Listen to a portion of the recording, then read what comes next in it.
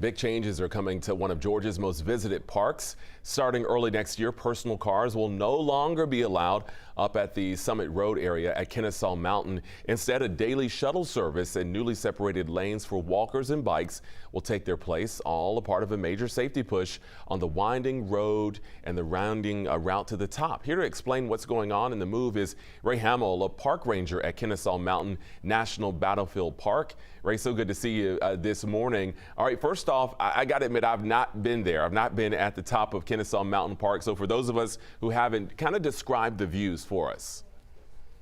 Well, from the summit of Kennesaw Mountain, there is a large parking lot. If you look out to the south and the southeast, you can see Buckhead, you can see Atlanta, and you can also see on a good day all the way over to Stone Mountain.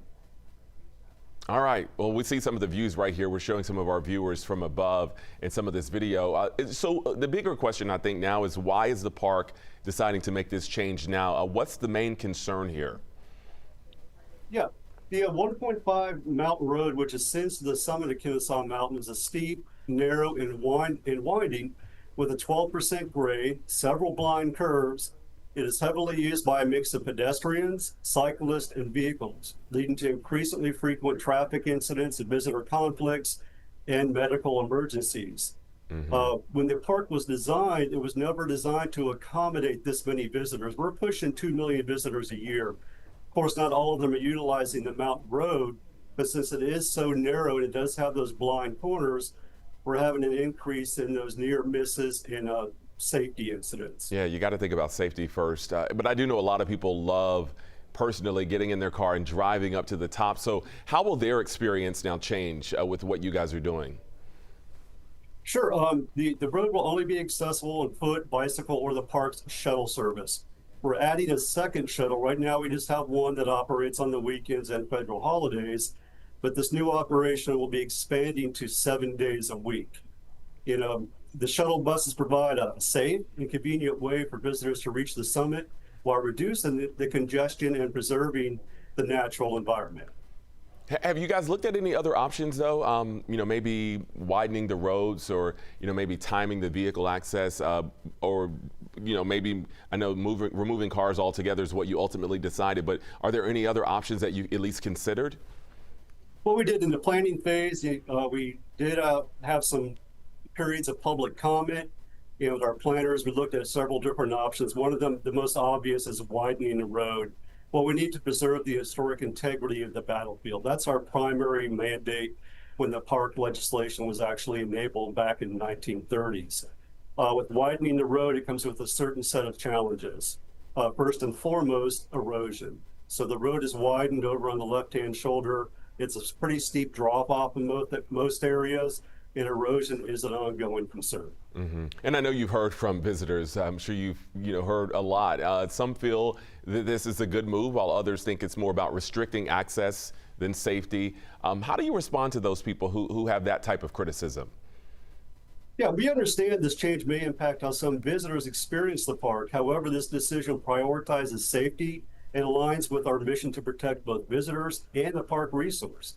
And we're committed to preserving the natural and historical integrity of the park while ensuring the safe and accessible experience for all visitors.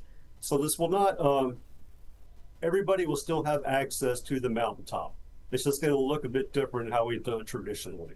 Yeah, and you mentioned there have been some situations where there have been some really close calls, people concerned about their safety. So looking ahead, do you think the changes that you've made will make people who maybe were a little intimidated to come or concerned about their safety come back? Do you think that we'll see that? Yeah, we anticipate that, yes.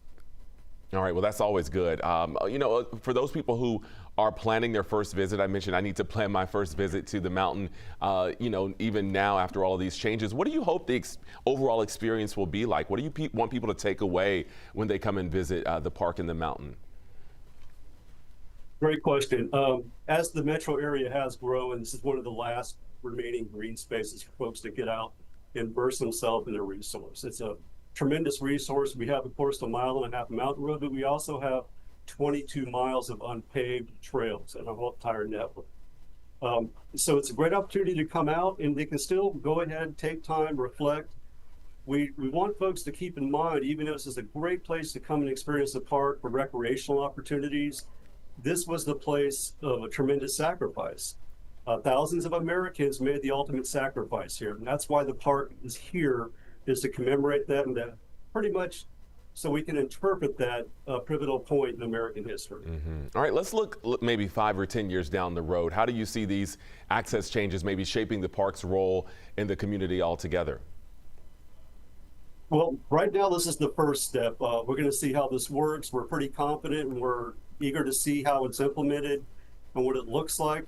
And as the population grows even more, we may have to revisit this and see what other options we have. All right, Ray Hamel joining us this morning. Have a great weekend. We appreciate you joining us this morning.